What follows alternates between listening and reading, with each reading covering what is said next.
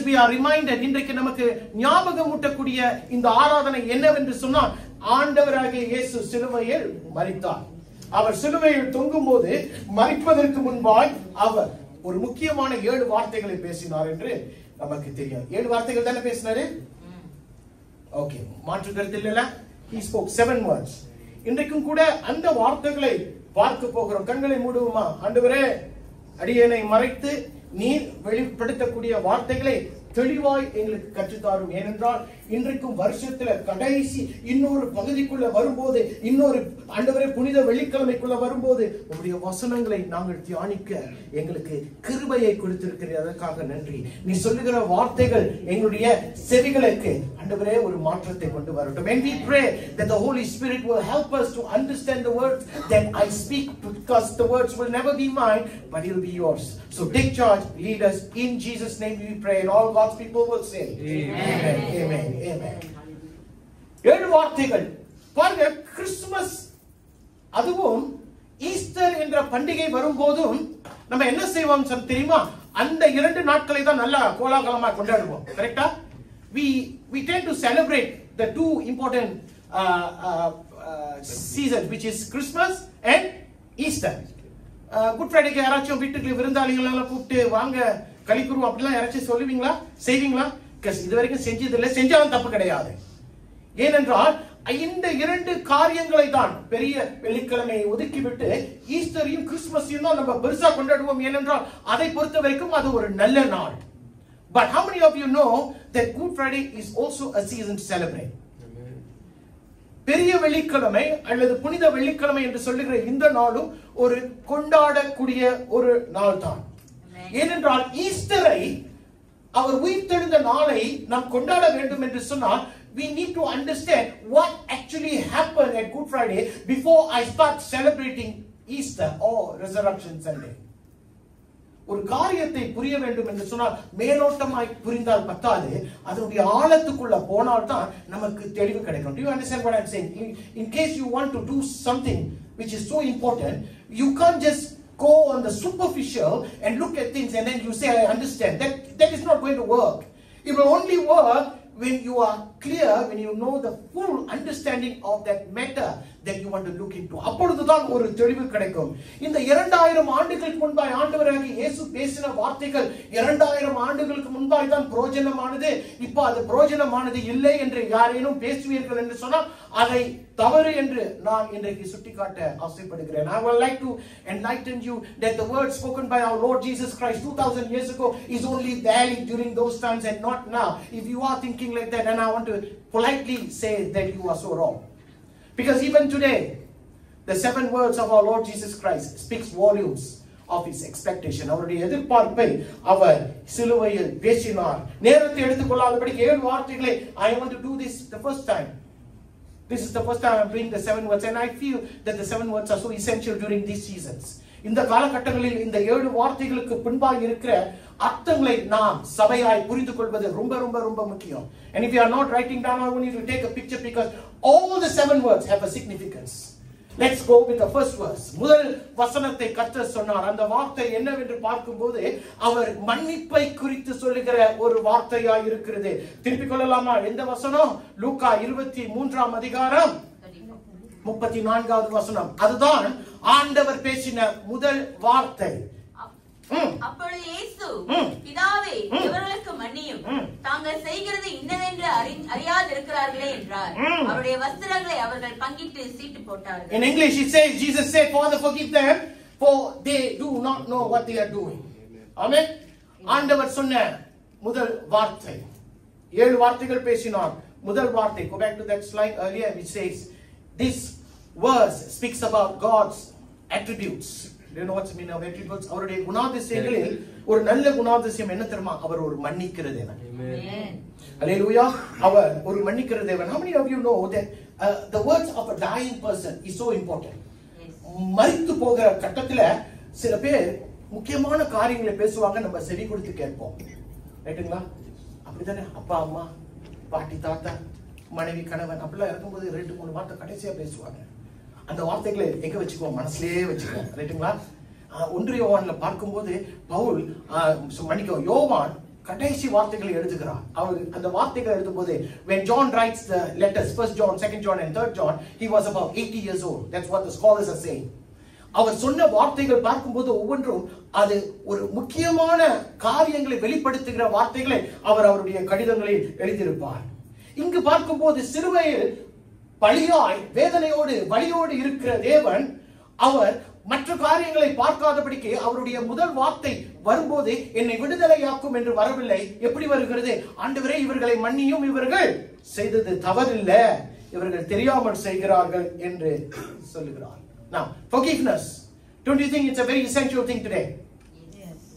Forgiveness is very, very, very much needed today as it was 2000 years ago.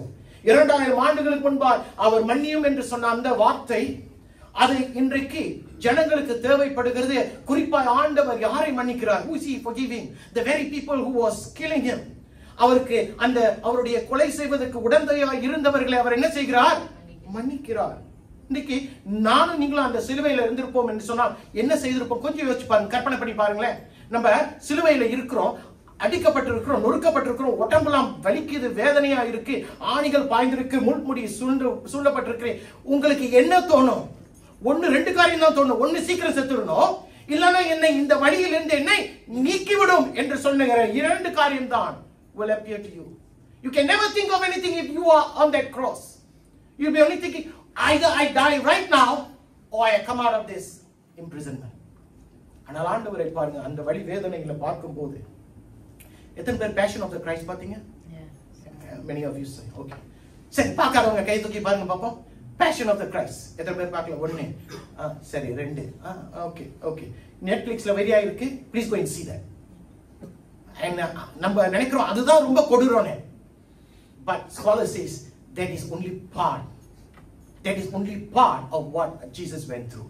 And I really encourage you, if you all are free today, it's on Netflix, go and watch Passion of the Christ. It's a beautiful movie. It's a beautiful movie. Look at it. சரிங்களா? Let's come back. பாருங்க, அவர் அந்த இடத்துல மன்னிப்பதற்காக அவர் சொல்லுகிற ஒரு ஜெபம் என்னவென்று சொன்னா, ஆண்டவரே அவர்களை மன்னியும். ஏன் அவர்களை மன்னிக்க சொல்கிறார்? சொல்லுங்க பாப்போம். ஏன்? அதே வசனத்துல பதில் இருக்கு. Lord, you forgive them. Why? Because they do not know what they are doing. அவர்கள் செய்வது என்னவென்று அறியாமல் செய்கிறார்கள். இன்றைக்கும் கூட ஒருத்தனை மன்னிக்க வேண்டும், ஒருத்தியை மன்னிக்க வேண்டும் என்று சொன்னால் we are very selective. Please correct me if I am wrong. We are very selective. இவர்களை மன்னியும் என்று சொன்னால் பல காரணம் சொல்லுவோம். இவங்களை மன்னிக்க முடியாதுயா. ஏன்? அவங்க எனக்கு அவ்வளவு நன்மையை செய்யல, தீமையை செய்திருக்கிறார்கள். அவர்களை மன்னிக்க முடியாது, என்னை அவ்வளவு காயப்படுத்தி இருக்கிறார்கள். ஐயா, நான் இன்றைக்கு இருக்கிற நிலை, மோசமான நிலைக்கு காரணம் யார் தெரியுமா? அவங்க தான். அதனால அவங்களை மன்னிக்கவே முடியாது என்று நானும் சொல்லுவோம், நீங்களும் சொல்லுவோம். மன்னிக்க முடியாது என்று சொல்வதற்கு ஒரு உதாரணம் வேணுமா? What is the biggest thing right now trending on YouTube or Facebook? Yes. John Shabaraj, அவரை குறித்து எல்லாருக்கும் தெரியுமா என்ன நடந்துகிட்டு இருக்கு? You want to know who are Christians? கிறிஸ்தவர்கள் யாருன்னு பார்க்கணுமா? If you are not following, please follow. If you are not following, I encourage you to follow. If you want to see who Christians are, today you're going to see. ஐயா, அவனே விழுந்து கிடக்குறான். விழுந்து கிடக்கிறவனை இப்ப என்ன செய்யறாங்க? போட்டு மிதிக்கிறாங்க. மிதிக்கிறவங்க யாரு? கிறிஸ்தவர்கள். மிதித்துக் கொண்டு இருக்கிறார். மிதி, செத்து போடா. ஆனால் சிலுவையில் தவறு செய்தவனை கர்த்தர் பார்த்து சொல்கிறார், ஆண்டவரே அவனை மன்னியும். ஏன்? அவர்கள் செய்வது இன்னதென்று அறியாமல் செய்து, அவன் செய்தானோ அவன் செய்யவில்லையோ அது நியாயத்திற்கிற இடத்துல கர்த்தர் என்னையும் உன்னையும் வைக்கவில்லை. God has not appointed you and me as judge. But I see in India, that's what is happening. தமிழ்நாட்டில் தான் அதிகமாக அவனை குறித்து அவனை எப்படியாச்சும் அழித்து விட வேண்டும். ஐயா, அவன் அபிஷேகம் பண்ணப்பட்ட ஊழியக்காரனாய் இருப்பான் என்று சொன்னால் நீ அவனுக்கு விரோதமாய் எழும்பவில்லை, அபிஷேகம் பண்ணின தேவனுக்கு விரோதமாய் எழும்புகிறாய். இன்றைக்கு ஒருத்தனை மன்னியும் என்று சொல்லி அவனை நாம் மன்னிக்கவில்லை என்று சொன்னால், அவன் கர்த்தருடைய மன்னிப்பை பெற்றவனாய் இருக்கும் போது கர்த்தர் அவனை மன்னித்து விட்டார், நீ அவனை மன்னிக்க விட்டால் என்று சொன்னால் நியாய தீர்ப்பு அவனுக்கு கிடையாது. யாருக்கு? உனக்கு தான். இன்றைக்கு எனக்கு மன்னிக்க முடியல பாஸ்டர் என்று நீயும் நானும் சொல்லுவோம் என்று சொன்னால், நான் கிறிஸ்தவன் என்ற ஒரு அடையாளத்துக்குள்ள இருந்து என்னால மன்னிக்க முடியலன்னு சொன்னா, you are so immature in Christ Jesus. How many of you understand? You can tell me எனக்கு இவங்க செஞ்சிருக்காங்க, எனக்கு அவ்வளவு செஞ்சிருக்காங்க. ஐயா, whoever whatever they have done, I am telling you right now, you and I have also done the same. Whether we know it or unknowingly, we have done the same to others. It may be different. அவர்கள் செய்ததை நீ செய்யாமல் இருந்திருக்கலாம், ஆனால் மற்ற காரியங்களை நீ ஜனங்களுக்கு விரோதமாய் செய்திருப்பாய். நீ செய்யும் போது உன்னை எதிர்த்து பார்க்கும் போது ஐயோ நான் தவறா செஞ்சிட்டேன் மன்னியும் என்று சொல்லுவோம். ஆனால் அவர்கள் செய்யும் போது நீதான் டிபிபி, நீதான் பப்ளிக் ப்ராசிக்யூட்டர், நீதான் ஜட்ஜி, நீதான் அவனுக்கு தீர்ப்பை கொடுத்துருவ, நீதான் தண்டனையை கொடுத்துருவ, போ அப்படின்றவ. ஆனா கடைசியா சிறைக்கு யார் தெரியுமா போறா? அவன் போகவில்லை, சிறையிருப்பு என்ற ஒரு காரியத்துக்குள் நீ போகிறாய். ஏனென்றால் மன்னிக்க முடியாத ஒரு சிறையிருப்புக்குள் போகிறாய், கசப்பு என்ற ஒரு சிறையிருப்புக்குள் போகிறாய். How many of you understand that? You start pointing a finger at everybody and say, I cannot forgive them. They have done so much damage. And you become the judge, you sentence them, you punish them, you send them to prison, but actually they are not going into prison. You are. You are going into a prison of ignorance. You are going into a prison of unforgiveness. You are going into a prison of arrogance and pride. Why? Because you don't want to forgive. You are proud. But the Lord was never proud. He was the Son of God. He was the Son of Man. He was never proud. He forgave. So இன்றைக்கு கிறிஸ்தவர்கள் என்று நானும் நீங்களும் சொல்லுவோம் என்று சொன்னால், if you call and consider yourself as the children of God or Christians, imitate Jesus Christ. Hallelujah. Imitate Jesus Christ. ஆண்டவரை நீங்கள் பிரதிபலிக்கிறவர்களாய் காணப்படணும். ஏனென்றால் அவர் மன்னித்தார், நாமும் மன்னிக்க வேண்டும். Don't be a hypocrite because you can cheat everyone but you can't cheat God. அதனால அவருடைய ஒரு குணாதிசயம் என்ன தெரியுமா? அவர் மன்னிக்கிற தேவன். அவர் சொன்னார், பிதாவே இவர்களை மன்னியும், Lord forgive them for they know not what they are doing. And that was his first saying. What is his second saying? What does his second saying says? வாங்க திருப்பி கொள்ளுங்க. இரண்டாவது வார்த்தை அது என்ன வார்த்தைன்னு சொன்னா, தன்னுடைய அன்பை வெளிப்படுத்துகிற வார்த்தை. What was his first love? What does it represent? Forgiveness. அவருடைய மன்னிப்பை வெளிப்படுத்துகிற வார்த்தை. இரண்டாவது வார்த்தை அவருடைய அன்பை வெளிப்படுத்துகிற வார்த்தை. திருப்பி கொள்ளுங்க. யோவான் 19:26-27. அப்பொழுது இயேசு தம்முடைய தாயையும் அருகே நின்ற தமக்கு அன்பாயிருந்த சிஷ்யனையும் கண்டு தம்முடைய தாயை நோக்கி, ஸ்திரீயே அதோ உன் மகன் என்றார். பின்பு அந்த சீஷனை நோக்கி, அதோ உன் தாய் என்றார். அந்நேரம் முதல் அந்த சீஷன் அவளை தன்னிடமாய் ஏற்றுக்கொண்டார். Go back to the earlier sir. When Jesus saw his mother there and the disciple whom he loved standing nearby, what did he say to this mother? Dear woman, this is your son. And then he looked at the disciple and he said, bro, this is your mother. And from that time on, the disciple took her into his home. What does this show? Love. The love of God. The first one showed his attributes, and one of his attributes was forgiving God. The second attribute he was a God who still loves. And look at it, what happens? அவருடைய வேலை, அதாவது உலகத்துக்கு அவர் என்ன நோக்கத்துக்கு அனுப்பப்பட்டாரோ அந்த வேலை முடிய போகிறது. ஆனால் அவருடைய மரணம் வருவதற்கு முன்பாய் he knew there was something else he need to do. As a son, there was a responsibility he needed to do. And what was that? To care for his mother. ஏனென்றால் அந்த சிலுவையிலிருந்து அவருடைய தாயை பார்க்கிறார். நொறுக்கப்பட்டு ஒன்றுமே செய்ய முடியலையப்பா எனக்கு உனக்கு, நான் தானப்பா உன்னை பெத்த, நான் தானப்பா உன்னை வளர்த்தேன், நான் தானப்பா உன்னை என்னுடைய மார்பில சுமந்து கொண்டிருந்தேனே, இப்ப என்னால ஒண்ணுமே செய்ய முடியலையே. அவளை தடுத்தது என்ன? அவளை தடுத்தது அந்த சிலுவை, அவளை தடுத்தது அவன் மேல இருந்த ரத்தம், அவளை தடுத்தது அந்த முட்கிரீடமும் அந்த ஆணைகளும் அவளை தடுக்கிறது. She wanted to do something for the son that she bore, that she nursed, but she could not do anything. எத்தனை பேருக்கு தெரியும், ஒரு பிள்ளை அடிபட்டா முதலாவது யார் ஓடுவா? அப்பா என்ன செய்வான்? போய் பாருண்டுவான். எல்லா அப்பாவும் அப்படி செய்ய மாட்டாங்க. நல்ல அப்பாங்க என்ன மாதிரிலாம் இருக்கிறாங்க, புரியுதுங்களா? அதாவது ஒரு தாயை தான் நம்ம விசேஷமா பார்ப்போம், ரைட்டுங்களா? You may have a lot of favorites. ஆனால் எல்லாருக்குமே விருப்பமானவர்கள் யாரு? அம்மா தான். அம்மாவை தான் ஒரு வித்தியாசமாய் பார்ப்போம். அம்மாவை போல யாருமே இல்லை என்று சொல்லுவார்கள். because they are so special. correct, they are special. அதாவது ஆண்டவர் இல்லாத இடத்துல அம்மாவை வைத்தார்கள் என்று சொல்ற. சில பேருக்கு அப்படி இல்லை. சில பேருக்கு அப்பா ரொம்ப பிரியம். எனக்குலாம் எங்க அப்பா தான் பிரியம். அதனால இப்ப எங்க அம்மா இல்ல, அதனால பேசலாம். அக்கா கோச்சிக்காது. அதாவது என்ன சொல்ல வரேன்னு சொன்னா, அங்கு தம்முடைய தாயை பார்க்கிறார். அந்த விசேஷித்த மாணவன் ஒன்றுமே செய்ய முடியவில்லை என்று கலங்கி நிற்கிறார். அந்த இடத்துல அவரை பார்த்து ஒரு காரியத்தை சொல்லுகிறார். நீ தனியாய் விடப்படுவது கிடையாது. you will be safe. உன்னை நான் பாதுகாப்பான இடத்துல உன்னை வைப்பேன் என்று சொல்லி தமக்கு விருப்பமான சீஷன். தமக்கு விருப்பமான சீஷன் யாருன்னு தெரியுமா? Okay okay. ஏன்னா வசனம் அப்படி சொல்லல. யோவானை பாத்தீங்கன்னா அவர் தமக்கு விருப்பமான சீஷன் என்று தான் எழுதுவாரே தவிர யோவான் எழுத முடியாது. அவர் தான் அந்த வார்த்தைகள் எழுதி இருக்கிறாரு, அதனால எழுத மாட்டார். சோ அவருடைய விருப்பமான சீஷன் வந்து யோவான். யோவான் இடத்துல தாயை கொடுக்கிறார், நீ பாத்துக்குப்பா அப்படின்னு. அந்த சிலுவையில் தம் தாயை பார்க்கும் போது, I want to tell you something else. He was not just looking at the mother alone. He was also looking at the people. He was looking at mothers. He was looking at fathers. He was looking at children. He was looking at young people. அவரை அறியாதபடிக்கு அவர் எப்படா சாவாரு, நான் சீக்கிரம் போகணும், ஆனா செத்ததுக்கு அப்புறம் தான், நான் பார்த்ததுக்கு அப்புறம் தான் போவேன் என்று சொல்லி அவருடைய சாவுக்காக காத்திருந்த ஜனங்களை பார்க்கிறார். அவருடைய தனித்து விடப்பட்ட ஒரு சூழ்நிலையை பார்க்கிறார். he saw their loneliness, he saw their helplessness, he saw their weakness, in fact he saw even their self-centeredness. அவருடைய சுயத்தை பார்க்கிறார்.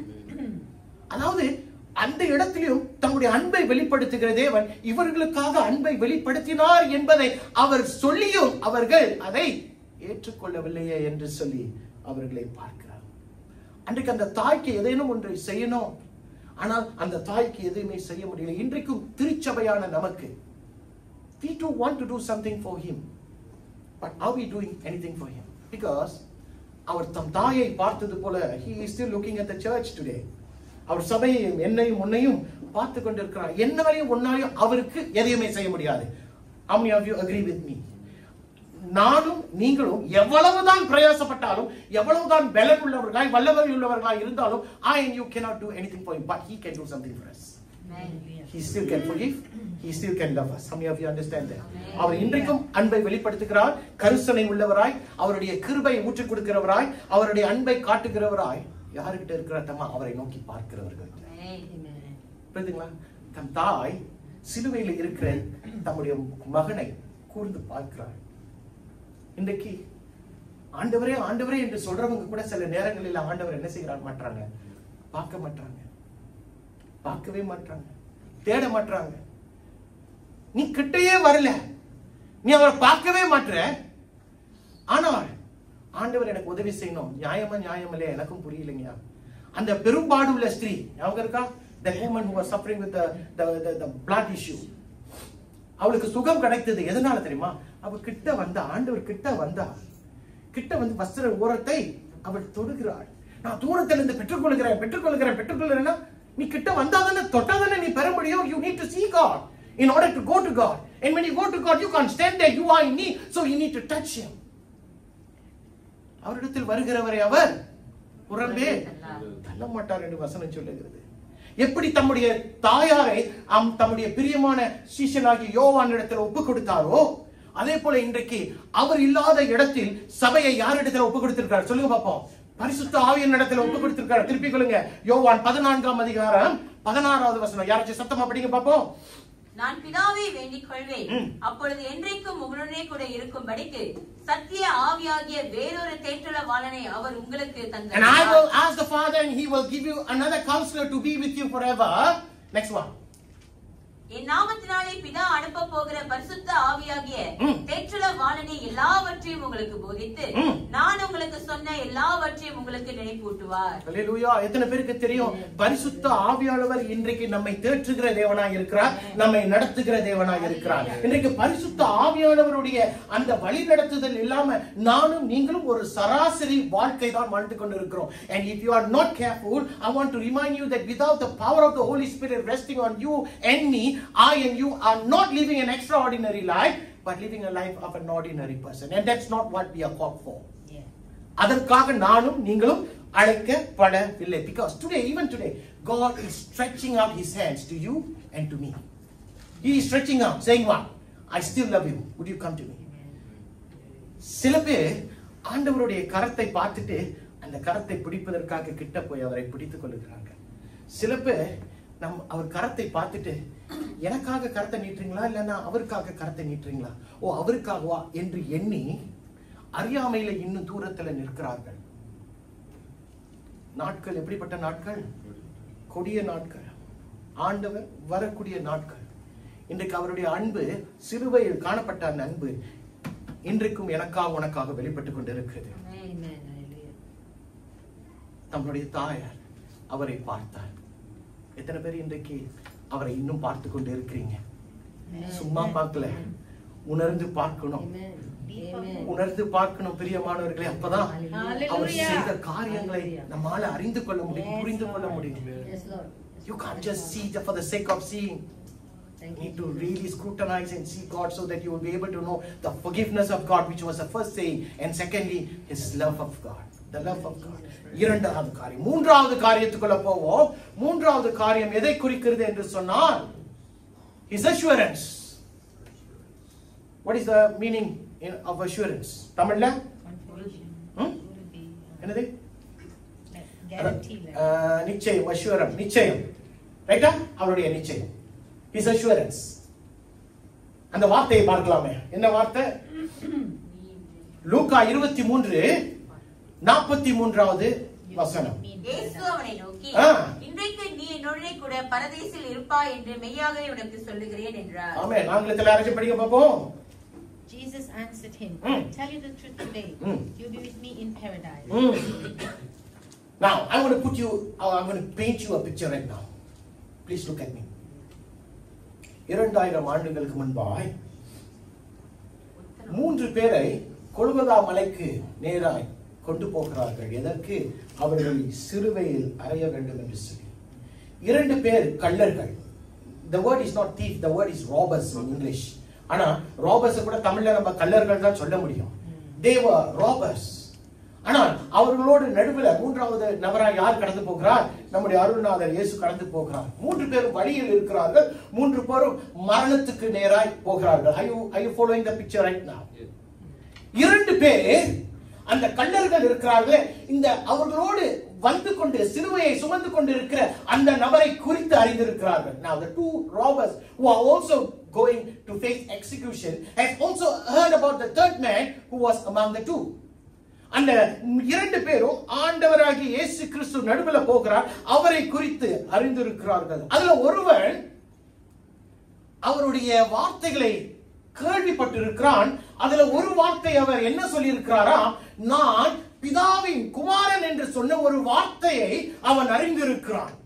Now he has heard somewhere along his life where this man has mentioned, the man who's with them has mentioned something that he is equal to God. அதனால அவன் ஒரு வார்த்தையை விடுகிறான். யோவான் 23:39வது வசனம். John 23:39 என்ன சொல்லுகிறார்?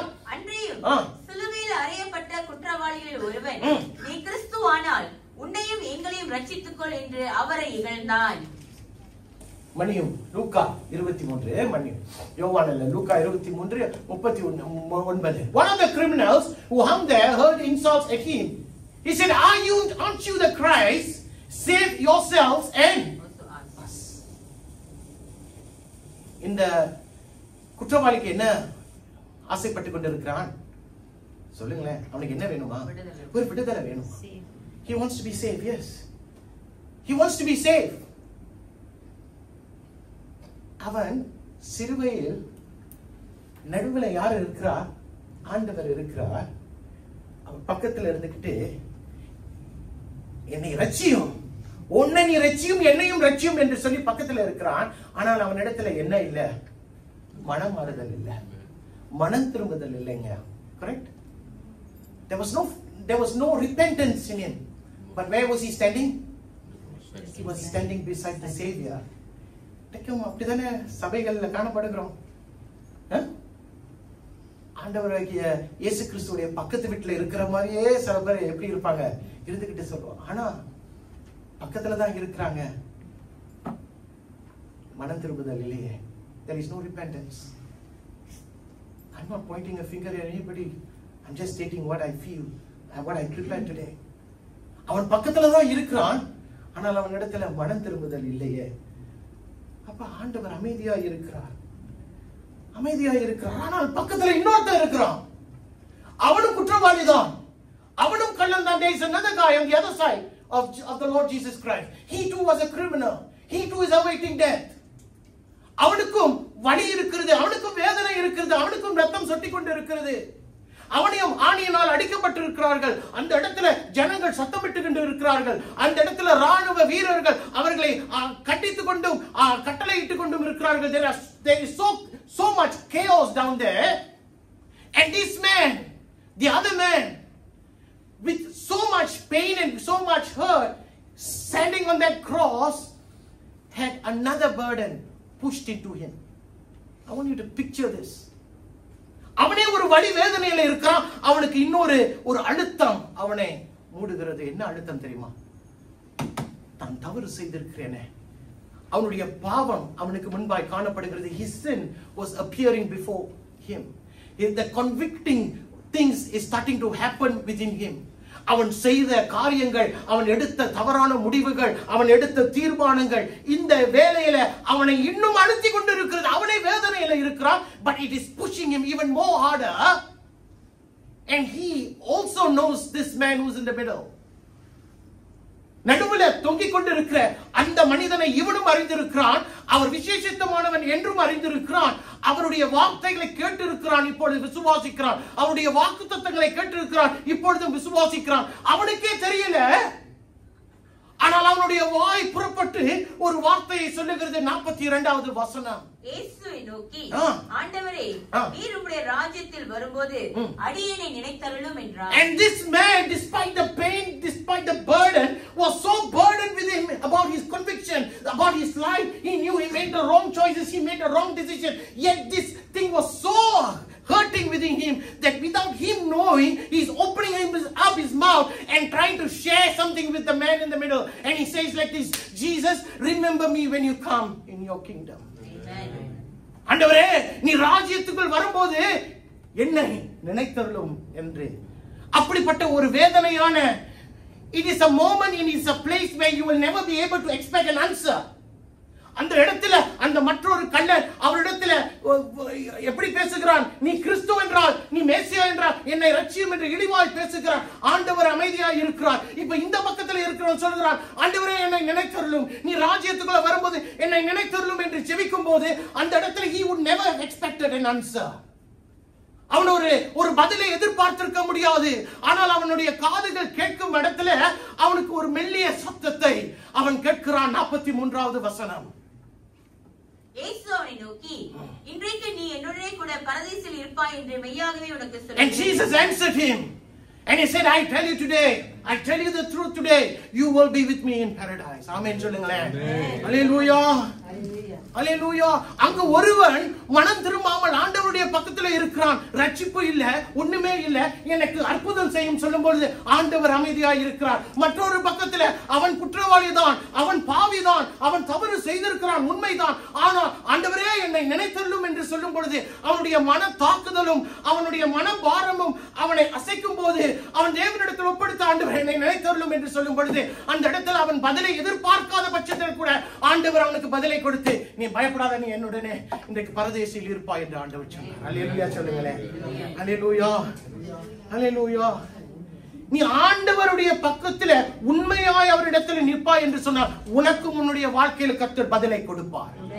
உன்னுடைய கேள்விகளுக்கு பதில் நிச்சயமாய் வரும். ஆண்டவர் அவனுக்கு பதிலை கொடுக்கிறார். ஆண்டவர் அவனுக்கு வழியை திறக்கிறார். இந்த சிலுவையிலிருந்து நான் உன்னை கீழே இறக்குகிறேன் என்று சொல்லவில்லை. இந்த பாடுகளிலிருந்து, இந்த வேதனையிலிருந்து உன்னை நீக்குவேன் என்று சொல்லல. அதற்கு மேலாய் ஒரு காரியத்தை சொல்லுகிறார். இந்த வாழ்க்கை குறித்து நீ கவலைப்படாத, அடுத்த வாழ்க்கைக்குள்ள நானும் நீங்களும் சேர்ந்தே போவோம் என்று சொல்லி அவனுக்கு ஒரு நிச்சயத்தை கொடுக்கிறார். அல்லேலூயா. அல்லேலூயா. இன்றைக்கு நானும் நீங்களும் அந்த சிலுவையில மறுபடியும் காட்சிடுங்களேன். Picture yourself on that cross. If there was one promise that somebody would tells you, come on, tell me, I'm going to do something for you. என்ன கேட்டிருப்போம்?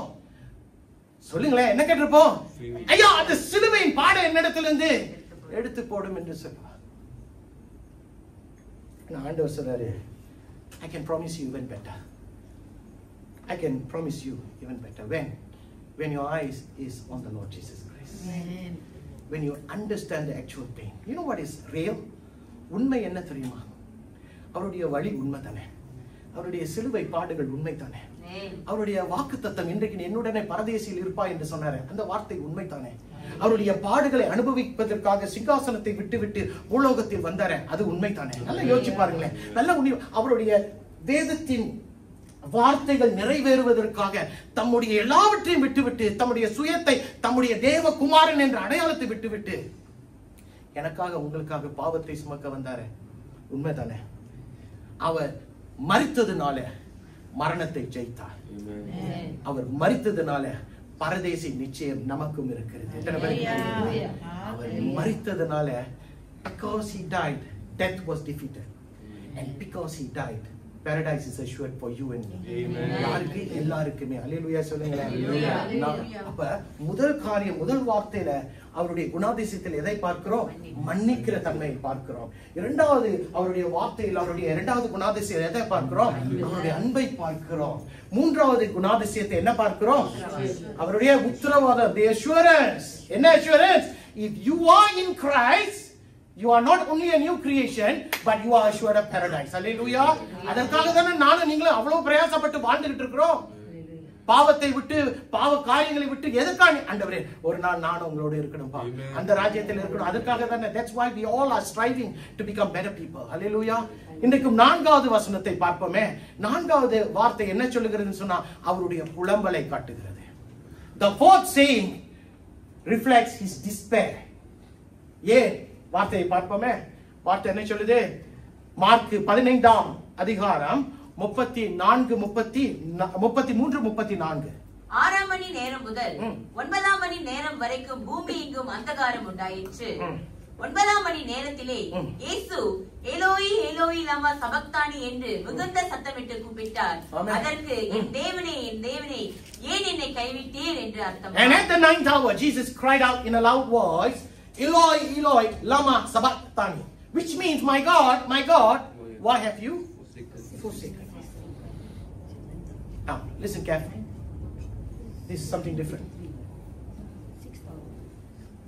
ஆண்டவராகிய இயேசு பூலோகத்தில் வந்த பின்பு there was never a moment that he failed to have that intimacy between the Father and the Holy Spirit. பரிசுத்த ஆவியானவரிடத்திலும் பிதாவினிடத்திலும் ஆண்டவராகிய இயேசு பூலோகத்தில் வந்த பின்பு அந்த அந்யோன்ய ஐக்கியம் இருக்க, அதை அசைக்க முடியாதபடிக்கு அவருடைய அன்பு அவர்கள் மத்தியில, அந்த உறவு அவர்கள் மத்தியில காணப்பட்டது. கரெக்ட்டுங்களா இல்லையா?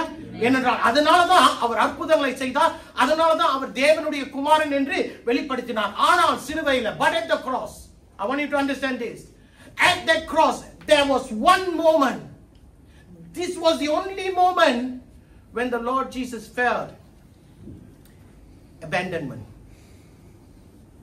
கைவிடப்பட்ட நிலையை அவர் இந்த சிலுவையில் அனுபவிக்கிறார். and this is new to him. இது ஒரு புதிதான காரியம். he didn't know what to do. people, I want to tell you something.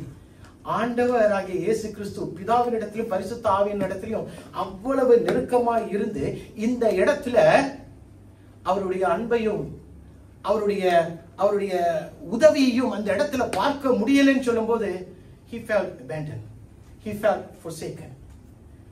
என்ன ஆண்டவரே, ஒரு வாரத்துக்கு முன்னால்தான் 1000 பேரு அவருக்கு பின்பாய் வந்து ஓசனா ஓசனான்னு சொன்னாங்களே. அவருக்கு பின்பாய் இருந்த அவரை பின்பற்றினவர்கள் இருந்தார்களே, அவருடைய சீஷர்கள் இருந்தார்களே, அவரை நம்பினவர்கள் இருந்தார்களே, இப்ப யாருமே இல்லையே என்று அவர் புலம்பலாம்.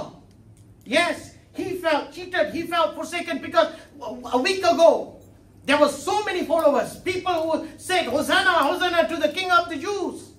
But where are they right now? யாரையுமே அந்த சிலுவை நடையில் பார்க்க முடியவில்லை. அவர் ஏமாந்து போயிருக்கிறார். என்னை கைவிட்டுட்டீங்களா என்று நினைக்கும் போது சில நேரங்களில் பாருங்க என்ன நடக்கும் தெரியுமா? ஒரு உதாரணத்தை சொல்றேன். நீங்க எல்லாருமே எனக்கு ஒரு உதவி செய்யணும்னு சொல்லிட்டு நீங்க எல்லாருமே முடிவு பண்ணீங்க, எனக்கு பாஸ்டருக்கு உதவி செஞ்சிருவோம் அப்படின்னு. எல்லாருமேலேயும் நான் நம்பிக்கை வச்சிருந்தேன். ஆனா நீங்க எல்லாருமே உதவி செய்யறேன்னு சொல்லிட்டு எனக்கு நீங்க உதவி செய்யல. கடைசியா நான் சொன்னேன், என்னுடைய பிரதர் இருக்கிறார்ல, யாரு அப்பா தீபன் இருக்கிறாங்க, யாரு கைவிட்டாலும் அவர் என்ன சாடா சாடா சான்ஸ்லாம் அப்படின்னு நினைச்சுக்கிட்டு நீங்க எல்லாம் என்ன கைவிட்டுட்டீங்க பரவாயில்ல, ஆனா அவங்க என்ன அசைக்க முடியாது அப்படின்னு சொல்லிட்டு அவரை பார்க்கும்போது அந்த நாற்காலி காணாம போயிடுச்சு. அந்த நாற்காலியில தீபனை காணோம். நான் தேடி பார்த்து எல்லாம் முடிஞ்சுட்டு சொல்லிட்டு ஐயானு திரும்ப போது மனுஷன் காணாம போயிட்டான்.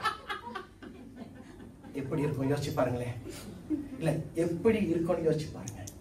எல்லாருமே என்னை கைவிட்டு விட்டார்கள், ஆண்டவரே பரவாயில்ல நீங்க இருக்கீங்கன்னு சொல்லிட்டு ஆண்டவரே என்று பார்க்கும் போது தம்முடைய பிதா அவரை பார்க்க மறுக்கிறார்.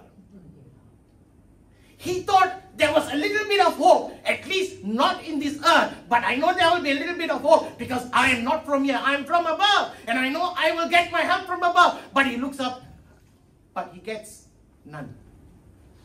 எந்த ஒரு உதவியும் காணப்படவில்லை. இந்த காரியத்தை யார் தம்மை உண்மையா அனுபவிக்க முடியும்? கைவிடப்பட்ட யாராயினும் இருந்தாங்க தான் அவங்களுக்கு தெரியும். Only those who have gone through such a situation will be able to understand the true meaning of abandonment.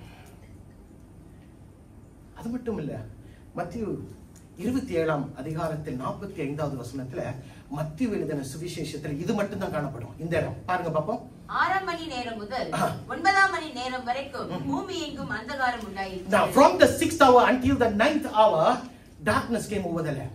Okay, இது பாஸ்டர் இது முக்கியமா, இதுல ஒரு மேட்டரே இருக்கு. அதாவது இருள் என்று வேதத்தில் பார்க்கும்போது அந்த இருள் எதை சுட்டி காட்டுகிறது தெரியுமா? பாவம் இல்ல. இருள் தேவன் உடைய ஆக்கினி தீர்ப்பை சுட்டி காட்டுகிறது. Darkness, when darkness comes, it reveals God's judgment. தேவனுடைய பிரியமற்ற ஒரு காரியம் நடக்கிறது என்று சொல்லி அந்த இருள் வருகிறது. தெரியலையா? சரி வாங்க பார்க்கலாமா? யாத்ராகமம் 10ஆம் அதிகாரம் 21, 22.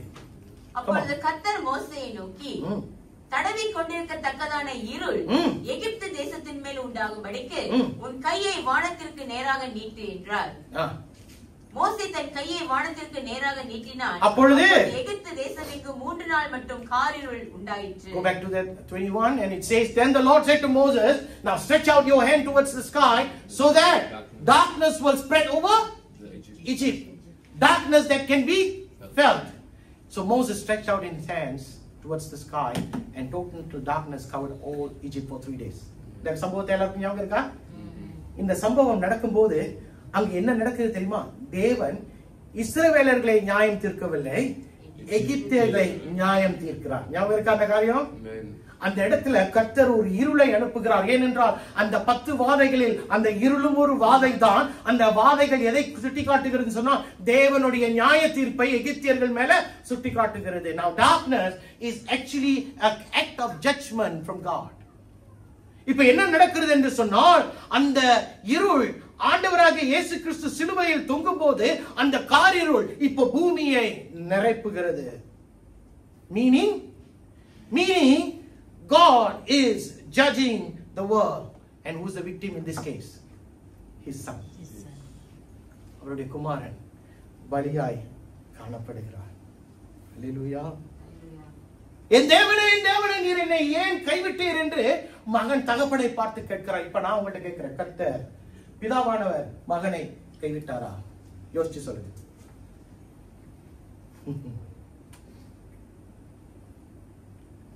பிதாவானவர், did God abandon his son?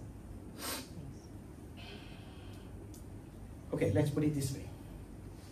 இப்ப காரிருள் பூமியை நிரப்பி இருக்கு. பூமியை நிரப்பின உடனே அந்த இடத்துல தேவனுடைய வெளிச்சம் அந்த இடத்தை விட்டு கடந்து போயிடுச்சு. Are we following up? Okay. There was darkness because God's light has moved away. தேவன் இருளுக்குள் வாசம் செய்கிறவர் அல்ல. இருள் என்று சொல்லும் பொழுது ஆண்டவருடைய நியாய தீர்ப்பு. ஏன் நியாய தீர்ப்பு? அங்க பாவம் இருக்கிறது. இப்ப உலகத்தின் பாவம் இப்ப 2000 ஆண்டுகளுக்கு முன்பாக யார் மேல விழுகப்பட்டிருக்கிறது? ஆண்டவராகிய இயேசு மேல விழுகப்பட்டிருக்கிறது. ஆனால் பிதாவானவர் பாவத்துக்கு நேராக இருப்பது கிடையாது. ஆனால் அதனால அவருடைய வெளிச்சம் அந்த இடத்தை விட்டு கடந்து போனது. எத்தனை பேருக்கு புரிகிறது? இப்ப என்ன நடக்குன்னு சொன்னா பூமியின் பாவம் எல்லாமே உலகத்தின் பாவம் எல்லாமே ஒரு மனுஷன் மேல அந்த மனுஷன் சுமந்து கொண்டு இருக்கிறான். எத்தனை பேருக்கு புரிகிறது? அதனால அந்த இடத்துல தம்முடைய குமாரன் என்று கூட பாராதபடிக்கு தேவன் அவருடைய வெளிச்சத்தை நவற்றி விட்டு தம்முடைய மகனை தனியாய் விட்டார். சோ இப்ப சொல்லுங்க, did God abandon his son? Yes. The answer is yes. The answer is yes. It's a yes. He abandoned his son. But I want to tell you something. It was a temporary arrangement. How many of you know that? What's a temporary arrangement? அது ஒரு தற்காலிகமான ஒரு திட்டத்தை யார் போட்டா?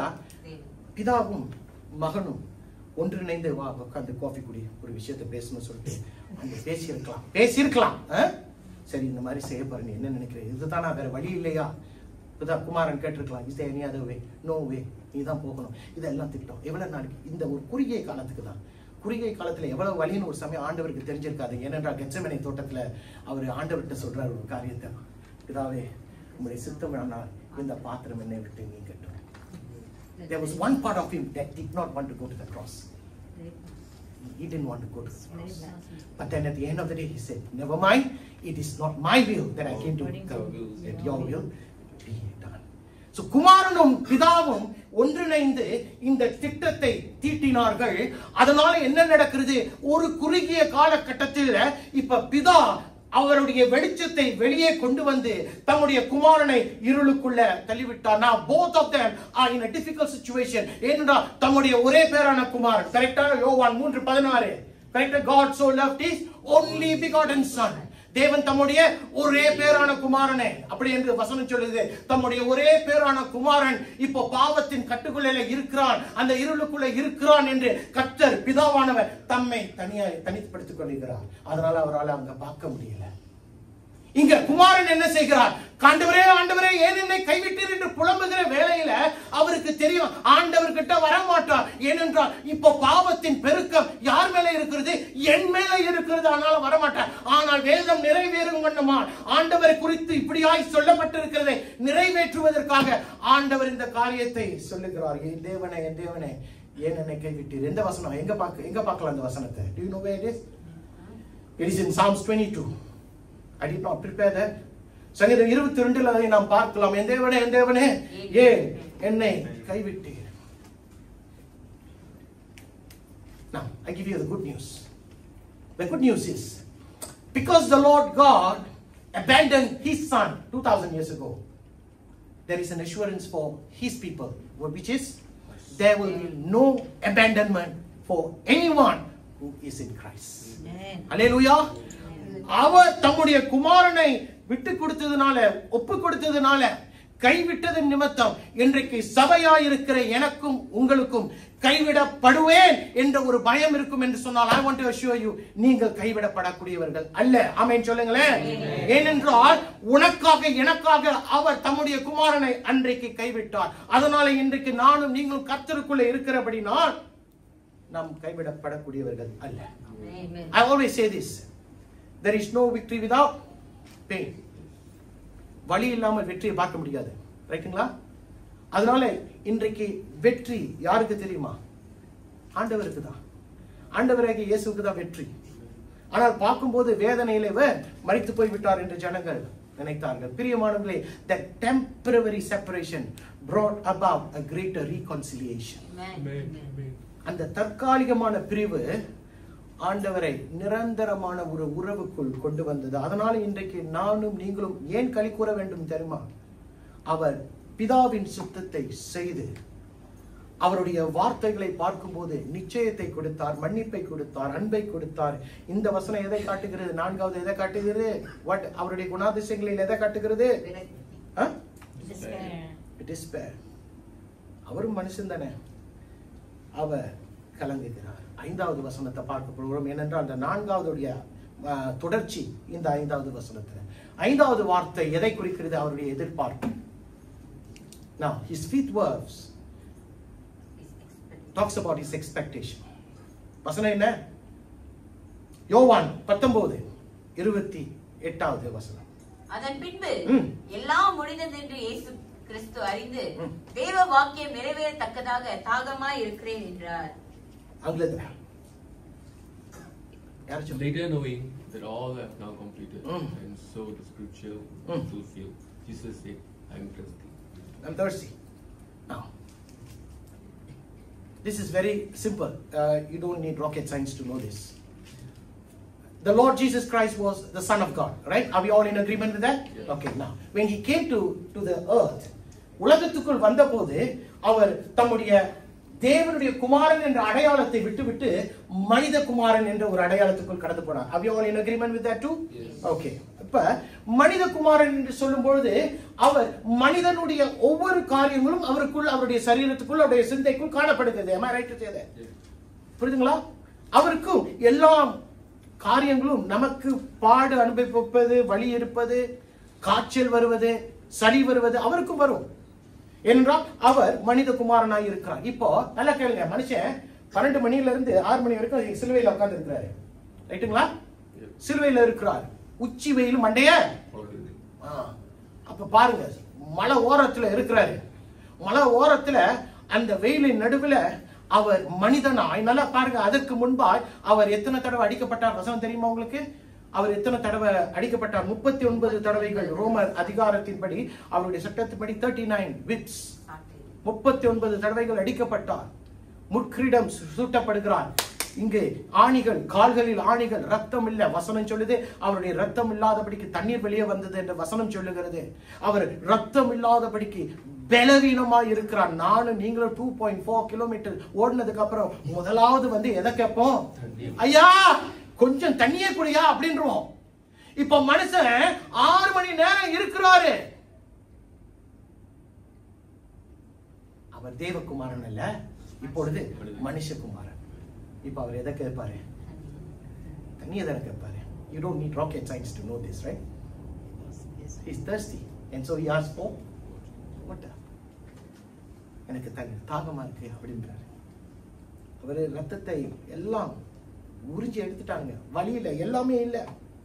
ஆனாலும் இந்த வார்த்தை சொல்லுகிறார். ஏனென்றால் எப்படி சங்கீதம் 22 என் தேவனை ஏன் என்னை கைவிட்டீர் என்று ஆண்டவர் தீர்க்க தரிசனமாய் சொன்ன எழுதப்பட்ட வார்த்தைகள் இதுவும் தீர்க்க தரிசனமாய் எழுதப்பட்டிருக்கிறது. அதை நிறைவேற்றும் வண்ணமாய் அவர் சொல்லுகிறார், நான் தாகமாய் இருக்கிறேன். நிறைவேற்றுவர்.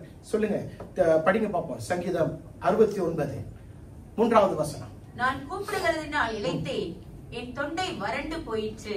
என் தேவனுக்கு நான் காத்திருக்கையில் என் கண்கள் பூத்து போயிற்று. அப்புறம் அடுத்து, என் ஆகாரத்தில் கசப்பு கலந்து கொடுத்தார்கள், என் தாகத்துக்கு காடியை குடிக்க கொடுத்தார்கள். அல்லேலூயா. இதுவும் ஆண்டவராகிய இயேசு கிறிஸ்து ஒரு நாள் பாடை அனுபவிப்பார், இப்படிப்பட்ட ஒரு சூழ்நிலைக்குள் தள்ளப்படுவார் என்று தீர்க்கதரிசியினால எழுதப்பட்டது ஒரு வார்த்தை. என் தாகத்துக்கு எதை கொடுத்தார்களாம்? காடியை கொடுத்தார்களாம். They gave him wine vinegar. That's a cheap wine actually. அது எதற்கு என்று சொன்னால், the Romans were very cruel in those days. இவனை சிலுவையில் அறைய வேண்டும் என்று சொன்னால் அவன் வழியில தான் சாகணுமே தவிர அவன் தாகத்துல எல்லாம் சாகக்கூடாது, பசியில சாகக்கூடாது. அதனால அவனுக்கு ஏதாச்சும் ஒரு ஜோக் பண்ற மாதிரி இருந்துச்சுன்னா உடனே அவன் இதை போய் அவனுங்களுக்கு கொடுத்துருவானுங்க. அது சீப்பானது. நம்ம ஆளுங்க நல்ல இந்த நேரத்துல கூட ஒரு வைன் கிடைக்குது, ஒரு லிக்கர் கிடைக்குதுன்னு சொல்லிட்டு நம்ம ஆளுங்க அடிச்சிருவாங்க. நம்ம ஆளுங்க என்ன சொல்லிட்டாரு? நோ, இது வேணாம், இது ரிஜெக்ட் பண்ணிட்டாரு. அதை டேஸ்ட் பண்ணிட்டு அதை வேணாம் என்று சொல்லிவிட்டார். ஆனால் பிரச்சனை என்னவென்று சொன்னால், தீர்க்க தரிசனம் நிறைவேறும் வண்ணமாய் அவர் சொல்லுகிறார், நான் தாகமாய் இருக்கிறேன், நான் தாகமாய் இருக்கிறேன். இன்றைக்கும் கூட ஆண்டவர் சபைக்காக தாகமாய் தானே இருக்கிறாரு, இல்லையா? பார்க்கலாமா? யாக்கோபு 4ஆம் அதிகாரம் 5வது வசனம். James verse 4, chapter 4 verse 5. நம்மில் வாசமாய் இருக்கிற ஆவியானவர் நம்மிடத்தில் வைராக்கிய வாஞ்சியாய் இருக்கிறார் என்று தேவ வாக்கியம் வீணாய் சொல்லுகிறது என்று நினைக்கிறீர்களா? Or do you think scripture says without reason that the spirit has caused to live in us envies intensely? Wow. Envy is another word for jealous, right? Envy means jealous.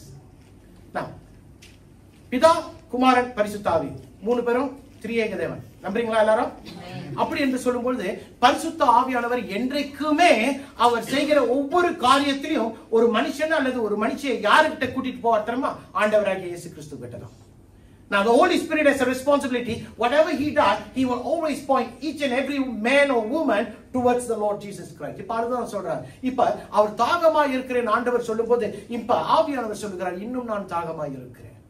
இன்னும் நான் என்னுடைய ஜனங்கள் என்னிடத்துல வருவார்களா என்று ஒரு தாகத்தோடு ஆண்டவர் இருக்கிறார். அல்லேலூயா சொல்லுங்களேன்.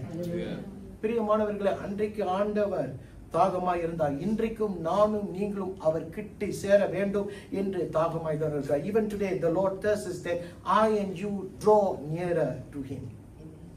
We need to draw nearer to him because the times are evil.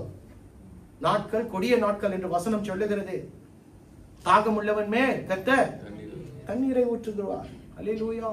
Samariya ஸ்திரீ கிட்ட ஒரு சம்பவம் இருக்கு பாத்தீங்களா?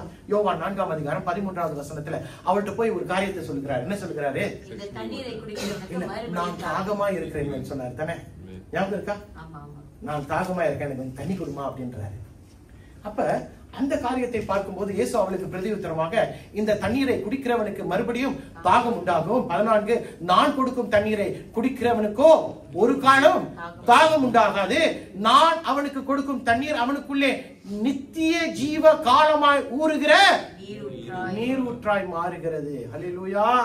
ஆண்டவர் சொல்லுகிற ஒரு வார்த்தை, என்னிடத்துல வா, நான் உனக்கு தாகத்தை கொடுக்கிறேன்னு சொல்லுகிறேன். அன்றைக்கு அவர் பார்த்து சொன்னா, நான் தாகமா இருக்கிறேன். இன்றைக்கு தாகமா இருக்கிறவன்ட்ட ஆண்டவர் சொல்றார், நீ என்னிடத்துல வாயா, நீ தண்ணி தானே வேங்குற, நான் உனக்கு வேற தண்ணியை தரேன். அந்த தண்ணி உன்னிடத்துல சும்மா இருக்காது, அது வற்றி ஓடுகிற ஒரு நீராய் மாறும் என்று சொல்லுகிறார். அல்லேலூயா. தாகமாய் இருக்கிற கர்த்தர் இன்றைக்கும் சபைக்காக தாகமாய் தான் இருக்கிறார். எத்தனை பேர் நம்புறீங்க? அல்லேலூயா. 5வது காரியம் அவருடைய என்னது? எதிர்பார்ப்பு. Very good. 6வது அவருடைய என்னது? அவருடைய சாதனை. his accomplishment. 6வது வார்த்தை பார்க்கலாமா? யோவான் 19:20. இயேசு காடியை வாங்கின பின்பு முடிந்தது என்று சொல்லி தலையை சாய்த்து ஆவியை ஒப்பு கொடுத்தார். Now, when he has received the drink, Jesus said, it is finished. என்ன சொல்றாரு? எல்லாம் முடிந்தது. என்ன பாஸ்டர், இததான் நான் வருஷமா கேட்டுட்டு இருக்கேன், உங்களுக்கு வித்தியாசமா சொல்றேனே, கேட்டுட்டு போங்க. பாருங்க, ஒரு ஆர்மியில இருக்கிறவனை வந்து ஒரு மிஷனுக்கு அனுப்புறாங்க. மிஷனுக்கு அனுப்பி சொல்லுகிறான், நீ போய் இந்த காரியத்தை முடிச்சுட்டு வா அப்படின்னு. இப்ப இந்தியாவுடைய இதெல்லாம் பாத்தீங்கன்னா காஷ்மீருக்கும் பாகிஸ்தான்ல இருக்கிற தீவிரவாதிகளுக்கும் பெரிய சண்டை. இப்போ ஒரு மிஷனுக்கு அனுப்புறாங்கன்னா அவன் திருப்பி வருவானான்னு தெரியாது. Because the mission is so difficult. அவன் ஆறுகளை தாண்டணும், காடுகளுக்குள்ள போகணும், அவன் எதிர்ப்புகளை சந்திக்கணும், பலவிதமான நெருக்கங்களை பார்க்கணும். he has to. ஆனால் அதை எல்லாவற்றையும் முடித்துட்டு அவன் மறுபடியும் அவனுடைய எஜமான இடத்துல வருவான் என்று சொல்லும் போது அவன் வந்து ஒரு வார்த்தையை சொல்லுவான். என்ன வார்த்தை தெரியுமா? Tetelestai. It's a Greek word which means it is finished. எல்லாம் முடிந்தது. Tetelestai means, there's another meaning to it. It says, I have done what you have requested me, and right now the mission that you have sent me is accomplished. புரியுதுங்களா என்ன சொல்றேனே? அப்படி என்றால் முடிந்து விட்டது. வேற அவன் எதையும் செய்ய வேண்டியதில்லை, நீயும் எதையும் செய்ய வேண்டியதில்லை, நானும் எதையும் செய்ய வேண்டியது கிடையாது. பிரியமானவர்களே, என் தேவன் ஏன் அவருடைய பரலோகத்தின் சிங்காசனத்தை விட்டு பூலோகத்துக்கு வந்தார்? பாவத்தை சரிப்படுத்துவதற்காக. ரைட்டா? அது முடிந்தது. ரத்தம் சிந்துவதற்காக வந்தார், அது முடிந்தது. நித்திய ஜீவனின் வழியை திறக்க வந்தார், அது முடிந்தது. தம்முடைய பாடுகள், ஐயா, ஒரு மணி தேவகுமாரன் இவ்வளவு கேவலமான ஒரு பாடு உள்ள மரணத்துக்குள்ள போக வேண்டுமா? அவர் போனார், அதுவும் முடிந்தது. வேதம் நிறைவேறணும்ல. ஏன்னா ஆண்டவராகிய இயேசு கிறிஸ்து வருவதற்கு முன்பாக இப்படிப்பட்ட சம்பவங்கள் நடக்கும் என்று சொன்ன காரியங்கள் நடந்து முடிக்க வேண்டும். அதனால வேதம் நிறைவேறுவதற்காக அவர் இது செய்தார். இவையெல்லாம் முடிந்தது. அல்லேலூயா சொல்லுங்களேன். சில நேரங்களில ஒரு கஷ்டமான ஒரு காரியத்தை நான் செஞ்சு பார்க்கிறேன்னு சொல்லி நம்ம துவங்கிடுவோம். Sometimes we start something which we think I can do this. ஆனால் நடுவில் என்ன ஆகும்? பல காரணங்கள் வரும், நம்மளால அதை முடிக்க முடியாது. ரைட்டுங்களா? We can never finish it sometimes. நம்மளால முடிக்கவே முடியாது. ஆனால் ஆண்டவராகிய இயேசு கிறிஸ்து, the shame he went through, the humiliation, the embarrassment, the pain, the agony, the suffering, அந்த வேதனை, அந்த வலி, அந்த முட்கிரீடம் ஒரு தேவகுமாரனுக்கா அப்படின்னு கேட்கும்போது அவர் ஏன் செய்தார்? எனக்காக உங்களுக்காக செய்தார். செய்து முடித்துட்டு அவர் சொல்றாரு, Tetelestai. It's finished. It's finished. Can I give you an example? ஒரு வேலைக்கு போறீங்க, மாச கடைசிக்கு அப்புறம் வேலை முடிஞ்சதுக்கு அப்புறம் நீங்க போய் முதலாளி கதவு தட்டி எனக்கு சம்பளத்தை கொடுன்னு சொல்லுவீங்களா? ஏன் சொல்ல மாட்டீங்க? ஏன்னா முதலாளிக்கு தெரியும் நீ உன்னுடைய வேலையை மாத கடைசியில் முடித்து விட்டாய் என்று தெரிந்து பலனை அவர் உனக்கு கொடுத்து விட்டார். நீ போய் அந்த இடத்துல வேற ஏதேனும் செய்வதற்கு அவசியமே இல்லை. அதனாலதான் ஆண்டவர் சொன்னார், எல்லாத்தையும் முடிச்சிட்டான்னு சொல்லும்போது அந்த இடத்துல there is nothing else to be done. There is nothing else for you to do. There is nothing else for me to do. Sin has been forgiven, scripture has been fulfilled, eternal life path has been placed in the right place. அந்த இடத்துல அவர் மரிக்கும் போது ஜனங்களை பொறுத்த வரைக்கும் he is a defeated man, correct? Am I right to say that? Everybody saw him as a defeated man, as a man who has cheated them. நீங்க தானே என்னை ரட்சிப்பீங்கன்னு சொல்லி நம்பினேன், இப்ப ஏமாத்திட்டீங்களே அப்படின்னு சொல்லிட்டு அவரை அப்படியாய் பார்த்தார்கள். ஆனா உண்மை என்ன தெரியுமா? உண்மை என்ன தெரியுமா? அவர் மரித்ததுல தான் அவர் ஜெயித்தார். ரைட்டுங்களா? Now only in his defeat did he got the real victory, the actual victory. அவருடைய பாடுகள் தான் அவரை இவர்கள் சிரித்தார்கள். யாரே கீழே இருக்கிறவன் சிரிச்சான், இவரால எதையுமே செய்ய முடியலன்னு. ஆனா அவர் மேலே மரித்த பின்பு அவர் ஜெயித்தார். அல்லேலூயா. ஏன் அதை ஜெயித்து என்ன நோக்கத்துக்கு வந்தாரோ, எந்த மிஷனுக்காக வந்தாரோ அதை முடித்து விட்டு அவர் சொல்லுகிறார், இட்ஸ் finished. இன்னைக்கு நானும் நீங்களே ஏதாச்சும் செய்யணுமா? ரட்சிப்புக்கு சொல்லுங்களேன், ஏதாவது செய்யணுமா? ஒண்ணுமே செய்வேன். அம்மாமார்களே, தகப்பன்மார்களே, சிறு பிள்ளைகளே, வாலிப பிள்ளைகளே, you don't have to do anything. All you need to do is put your trust in the Lord Jesus Christ. Have faith in him, hold on to him, cling on to him, and the rest is all taken care of. Hallelujah. இதுதான் நமக்கு முக்கியம். ஏழாவது காரியம், அவர் ஏழாவது வார்த்தையை அவர் கடைசியாய் பேசுகிறார். நானும் கடைசியாய் ஏழாவது வார்த்தைகளை பேசி முடிக்கிறேன். ஏழாவது வார்த்தை எதை சுட்டி காட்டுகிறது சொன்னால் நம்பிக்கை. The seventh saying is about hope. Let's go back again. The first verse is about forgiveness. The second one is about his love. The third one is about his assurance. His fourth about despair. The fifth about expectation. The sixth is about accomplishment. And the last one is about hope. The last one is about hope. வார்த்தைகளை பார்ப்போமா? லூக்கா 23:46. இயேசு, பிதாவே, உம்முடைய கைகளில் என் ஆவியை ஒப்புவிக்கிறேன் என்று மகா சத்தமாய் கூப்பிட்டு சொன்னார். இப்படி சொல்லி ஜீவனை விட்டார். ஆங்கிலத்துல Jesus called out with a loud voice, Father, into your hands I commit my spirit. When he had said this, he breathed his last. Father, into your hands I commit my spirit. பிதாவே, உம்முடைய கரத்தில் என் ஆவியை ஒப்புவிக்கிறேன். இது எதை சுட்டி காட்டுகிறதுன்னு சொன்னால், மரண பரியந்தம் அவர் அழைக்கப்பட்ட தேவன் அவரை கைவிடவில்லை என்ற ஒரு நம்பிக்கையில் அவர் சொல்லுகிறார், பிதாவே உம்முடைய கரத்தில் நான் என்னை ஒப்புக் கொடுக்கிறேன். நான் லிசன், ஆண்டவருக்கு பதிலா நம்ம அந்த சிலுவையில் இருக்கும். மூன்றாவது தடவை சிலுவைக்கு போறோம். மூன்றாவது தடவை சிலுவைக்கு போனதும் எல்லாரையும் நம்பணும். நான் தேவனை நம்பினேன், எல்லாம் போச்சு, மோசம் போச்சு. இப்ப நான் எங்க போறேன்? மரணத்துக்கு நேரா போகிறேன். எனக்கு தெரியும் இன்னும் எத்தனை செகண்ட்ஸ்ல நான் அவ்வளவுதான் முடிஞ்ச போது அப்படின்னு எனக்கு தெரிஞ்சிருச்சு. நான் கடைசியா என்ன சொல்றேன்? பிதாவே உங்களுடைய கரத்தில் நான் என்னை ஒப்பு கொடுக்கிறேன். நீ நானும் சொல்லுவேன்னு நினைக்கிறேன், சொல்ல மாட்டேன். ஆண்டவரே ஏமாத்திட்டீங்களே, ஏமாத்திட்டீங்களா ஆண்டவரே அப்படி சொல்லிட்டு போ, அப்படி அப்படி என்ன சொல்றேன்னு. ஆனால் என்னுடைய தேவன் மரண பரியந்தம் அவர் அழைத்த தேவன் மேல நம்பிக்கை வைத்திருந்தார். ஆமென் சொல்லுங்களேன். இதுவும் வசனத்துக்கு ஏற்படதான். தீர்க்க தரிசனம் இதை குறித்தும் சொல்லி இருக்கிறது. திருப்பி கொள்ளுங்க, சங்கீதம் 31:5 வசனம் என்ன சொல்லுது? உமது கையில் என் ஆவியை ஒப்புவிக்கிறேன், சத்திய பரனாகிய கர்த்தாவே நீர் என்னை மீட்டுக் கொண்டீர். Into your hands I commit my spirit. ஐயா, இன்னைக்கு கஷ்டம் வரும்போது சில நேரங்களில் விசுவாசத்தை விட்டுருவீங்க. கஷ்டம் வரும்போது நம்முடைய ரட்சிப்பை நம்ம மறந்துடுறோம். உண்மைதானே? When you are in an intense situation where it is so complex that you don't know what to do, you know what you do? You will abandon the most important thing. And what is that? Faith in your Christ. ஆண்டவர் மேல இருக்கிற அந்த விசுவாசத்தை நாம் விட்டு விடுவோம்.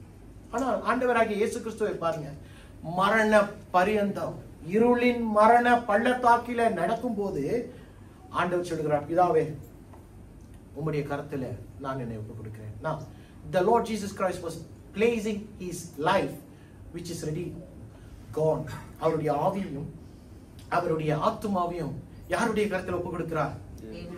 தேவனுடைய அழைத்த தேவனுடைய கரத்துல ஒப்புக் கொடுத்து அவர் சொல்றார், நான் நம்புறேன் என்னுடைய ஒவ்வொரு காரியத்தையும், இதுவரை செய்த ஒவ்வொரு காரியத்தையும், இனிமேல் செய்யக்கூடிய ஒவ்வொரு காரியத்தையும் யார் பார்த்துக்குவீங்க? நீங்க பார்த்துக்குவீங்கன்னு சொல்லி நம்புகிறார். And there is a biblical significance behind it.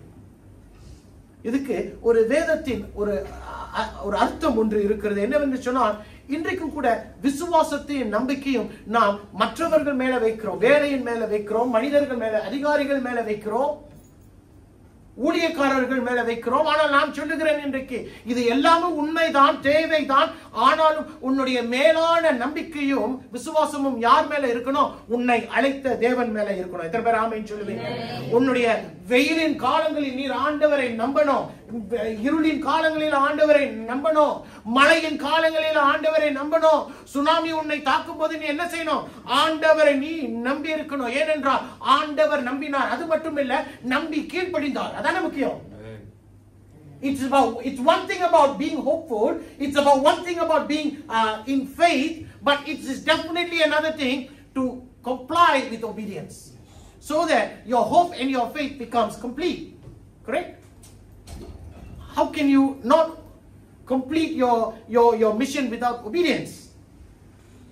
புரியுதுங்களா என்ன சொல்றேன்னு? நம்பிக்கை இருக்கு, விசுவாசம் இருக்கு, ஆனால் அந்த இரண்டு முடிவதற்கு எனக்கு என்ன வேணும்? கீழ்ப்படிதல் வேணுமே. ஆனால் ஆண்டவர் கீழ்ப்படிந்தாரே, பிதாவுக்கு கீழ்ப்படிந்தாரே, அவருடைய சித்தத்துக்கு கீழ்ப்படிந்தாரே. Now you don't know your future, correct? I don't know mine too. But every step we take a step of faith. Putting our hope in God and trusting in obedience to the word of God. How many of you understand what I'm saying? Now you need to be encouraged by what? Not by what I say, but the word of God. வார்த்தை என்ன சொல்லுது? இதோ உலகத்தின் கடைசி வரையந்த நான் உன்னுடனே இருப்பேன். Now that's an assurance. That's a hopeful assurance. That யார் என்னை கைவிட்டாலும், சுனாமியே வந்தாலும் சரி, நிலநடுக்க வந்தாலும் சரி, நான் என்ன செய்வேன்? நான் உன்னை கைவிட மாட்டேன் என்று ஆண்டவர் சொல்லுகிறார். Now we stagger in our faith. நம்முடைய விசுவாசத்துல எப்ப தடுவாருவோம் தெரியுமா? கஷ்டம் வரும்போது, வியாதி வரும்போது, மரணத்துக்கு ஏதுவா என்னுடைய வாழ்க்கை போகும்போது, even when situation where it's like life threatening, that's where a challenge will come. Will you stick to your faith? Now how many will you stick? How many of us will stick to the faith no matter what happens? அத்தி மரம் துளிர் விடாமல் போனாலும், திராட்சை செடி கனி கொடாமல் போனாலும், ஒலிவ மரம் பலனற்று போனாலும், நான் கர்த்தருக்குள்ள மனமகிழ்ச்சியா இருப்பேன். நமக்கு தீர்க்கதரிசி சொல்கிறார். எத்தனை பேர் சொல்லுவீங்க அப்படியா? நான் இருப்பேன். ஏனென்றால் அப்படியா சொல்லுகிறவர்களுக்கு தான் எந்த விதமான சோர்வு வந்தாலும், no matter what kind of a challenge, what kind of a situation will come to you, you will be able to stand the tide because you trusted. Amen. In the most critical situation. நீ நம்பின, அதனால அவர் சொன்ன, நீ என்னை நம்பினதனால நான் உன்னை கைவிடுவதில்லை. ஹல்லேலூயா. ஹல்லேலூயா. 7 வார்த்தைகள். இப்ப நான் சொன்னது எல்லாத்தையும் உங்களுக்கு புரிஞ்சிருக்காது, ஆனால் 7 வார்த்தைகளை I broke it down so that you will understand. Father, forgive them for they know not what they are doing. அது எதை குறிக்கிறது? அவருடைய மன்னிக்கிற தன்மையை குறிக்கிறது. அவர் தம்முடைய தாயை பார்த்து, இனிமேல் இதுதான் உன்னுடைய மகன், இதுதான் உன்னுடைய தாய் என்று சொல்வது அது எதை குறிக்கிறது? அவருடைய அன்பை குறிக்கிறது. மூன்றாவது குணாதிசயம் என்னது? அஷூரன்ஸ், நிச்சயம் ஒன்று இருக்கிறது. இன்றைக்கு எதுவா இருந்தாலும் நீ கர்த்தருக்குள்ள இருப்பான்னு சொன்னா, நாளைக்கு உனக்கு பரதேசி நிச்சயம் இருக்கு. அந்த நிச்சயத்தை கொடுக்கிறார். 4வது என்ன இருக்கு? டிஸ்பேர். அதாவது அவர் எந்த சூழ்நிலையா இருந்தாலும், அவர் தேவகுமாரனாய் இருந்த பின்பு அவர் மனித குமாரனாய் வரும்போது அவருக்கு பாடுகள் இருக்கும், மனுஷனுக்கு பாடுகள் இருக்கும். ஆனால் அந்த பாடுகளை வைத்துக் கொண்டு பாடு பாடு பாடு என்று சொல்வதை விட, அதை அவருடைய பாடத்தில் வைத்துவிட்டு அவரை பாடி நாம் துதைப்பதுதான் அவர் விரும்புகிறவராய் இருக்கிறார். அடுத்த காரியம் என்னது? எக்ஸ்பெக்டேஷன். அவருடைய எதிர்பார்ப்பு. அவருடைய எதிர்பார்ப்பு இன்றைக்கு இந்த கடைசி நாட்களில் குறுகி போய்க்கொண்டே இருக்கிறது. Now the expectation of God for the church is shrinking over the times these days. Why? Because of the situations, because of the struggles, because of the oppression or the opposition we face, எதிர்ப்புகள் வரும்போது சில நேரங்களில் ஆண்டவர் என்ன செஞ்சிரோம்? செகண்டா வச்சிரோம், இல்லனா மூலையில வச்சிரோம், கடைசியா வச்சிரோம். ஆண்டவர் அந்த நிச்சயத்தை கொடுக்கிற தேவனாய் இன்றைக்கும் காணப்படுகிறார். 2000 ஆண்டுகள் கழித்தும் காணப்படுகிறார். அடுத்த காரியம் என்னது? சாரி, accomplishment, சாதனை. அவர் சாதிக்கிற ஒரு தேவன், சாதித்தார். புரியுதுங்களா? அவர் சாதித்தார். இன்றைக்கு 2000 ஆண்டுகள் கழித்து உலகமே ஆண்டவராகிய இயேசு கிறிஸ்துவே தேவன் என்று சொல்லுகிற ஒரு இடத்துல நிற்கிறோம். அவர் சாதித்தவர், உன்னையும் சாதிக்க வைப்பார். கடைசி என்னது? அவருடைய நம்பிக்கை. இன்னைக்கு நம்பிக்கை இல்லாதவர்களுக்கு கர்த்தர் சொல்லுகிறார், என் மேல நம்பிக்கை வச்சா நீ சரியான இடத்துலதான் நம்பிக்கையை வைத்திருக்கிறார். இன்னைக்கு கூட இந்த வசனத்தை கேட்டு இந்த புனித வெள்ளிக்கிழமைக்குள்ள நாம் கடந்து வந்திருக்கிறோம். இந்த வார்த்தைகள் உங்கள் மத்தியில ஒரு மாற்றத்தை கொடுக்க வேண்டும். I pray that a change will come and the change will come even today. கண்களை மூடுவோமா? தகப்பனே, இந்த வேலைக்காக நன்றி செலுத்துகிறோம். நிச்சயமாக 2000 ஆண்டுகளுக்கு முன்பாய் நீர் எங்களுக்காக மரித்ததை நினைத்து பார்க்கிறோம். அந்த நினைத்து பார்த்ததோடு இல்லாதபடிக்கு நாங்கள் எங்களுடைய விசுவாசத்தை, அந்த விசுவாசத்தின் ஆழத்தை we are placing it at the feet of our Lord Jesus Christ. And we know what you did 2000 years ago. 2000 ஆண்டுகளுக்கு முன்பாய் நீர் என்ன செய்தீர் என்பதை நினைத்து பார்க்கிறோம். உமக்கு நன்றி சொல்லுகிறோம். இந்த வேளையில கூட இந்த வார்த்தைகள் எங்களை தேற்றட்டும். நம்பிக்கை இல்லாத ஒரு சூழ்நிலையில, நெருக்கப்படுகிற சூழ்நிலையில இருக்கிற பிள்ளைகளுக்கு ஒரு தேற்றுதல் வரட்டும், ஒரு ஆறுதல் வரட்டும். துயரப்படுகிறவர் பாக்கியவான், அவன் ஆறுதல் அடைவான் என்று வசனம் சொல்லுகிறது. ஆறுதலின் தேவன் உம்முடைய பிள்ளைகளை ஆறுதல் படுத்தி இன்றைக்கும் கூட எல்லா சூழ்நிலைகளையும் நெருக்கங்களையும் மாற்றி இந்த மரித்த தேவன் மரித்து போய்விட்டார் என்ற அந்த ஒரு காலகட்டத்துக்குள் தள்ளப்படாதபடிக்கு மரித்த தேவன் 3ஆம் நாள் உயிரோடு எழுப்பினார் என்ற அந்த நிச்சயத்துல எங்களுடைய பிள்ளைகள் தொடர்ந்து அவங்களுடைய வாழ்க்கையை ஜெய வாழ்க்கையை ஓட்டுவதற்காக நான் அவர்களுக்காக ஜெபிக்கிறேன். கர்த்தருடைய மகிமையின் பிரசன்னம் அவர்களை மூடிக்கொள்ளட்டும். மாறாத பிரசன்னம் அவர்களை தாங்கட்டும். 3ஆம் நாள் உயிரோடு எழும்பின தேவன், மரித்தேன் ஆனாலும் இதோ நான் சதா காலமும் உயிரோடு இருக்கிறேன் என்று வாக்களித்தவர். Now a person who has to be resurrected has to die. So eventually he was resurrected, but before the resurrection our Lord died for you and me, so that Lord there will be a penalty. And thank you Lord that the wages of sin was death, but your blood changed it all. Hallelujah. உம்முடைய இரத்தம் எல்லாவற்றையும் மாற்றியது. அதனால இன்றைக்கு நாங்கள் மன்னிக்கப்பட்ட தேவ பிள்ளைகளாய் இந்த இடத்துல நிற்கிறோம். அவருடைய மரிப்பு நல்லது என்று சொல்லி நாங்கள் நம்பிக்கையோடு நிற்கிறோம். தொடர்ந்து இந்த வாழ்க்கையின் பயணத்தில் நான் ஜெபிக்கிற ஒரே ஒரு காரியம், ஒவ்வொருவரும் இந்த இடத்துல உட்கார்ந்து கொண்டிருக்கிற ஒவ்வொரு மேலும் இந்த நம்பிக்கையின் பாதையில் அவர்கள் தொடர்ந்து கர்த்தரை பிடித்துக் கொண்டு போகணும். ஏனென்றால் மரித்தவராய் இல்ல, 3ஆம் நாள் உயிரோடு எழுந்தினார். அந்த நிச்சயத்தோடு கடந்து போக பலன் தாரும். துதிகனமாயும் எடுத்துக்கொள்ளுங்க.